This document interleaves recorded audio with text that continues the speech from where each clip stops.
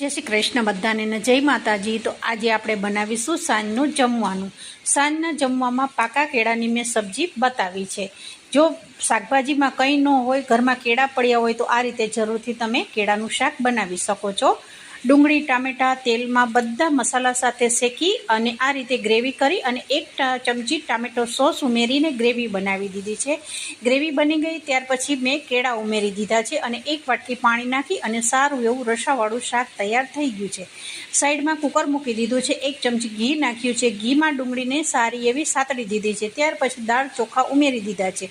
સ્વાદ અનુસાર મીઠું નાખ્યું છે, 1 ગ્લાસ પાણી નાખ્યું છે અને આ રીતે લગભગ 2 થી 3 સીટીમાં ખીચડી બી બની ગઈ છે। હવે તમે જોઈ શકો છો કે આપણે ભાણું કમ્પ્લીટ તૈયાર કરી દીધું છે। જોડે મેં કાજુવાળા બિસ્કિટ છે, ખીચડી છે, શાક છે અને આ લસણની ચટણી છે। તો વિડીયો પસંદ આવે તો જરૂરથી એક લાઈક કરજો અને વધારે સબસ્ક્રાઈબ કરી દેજો।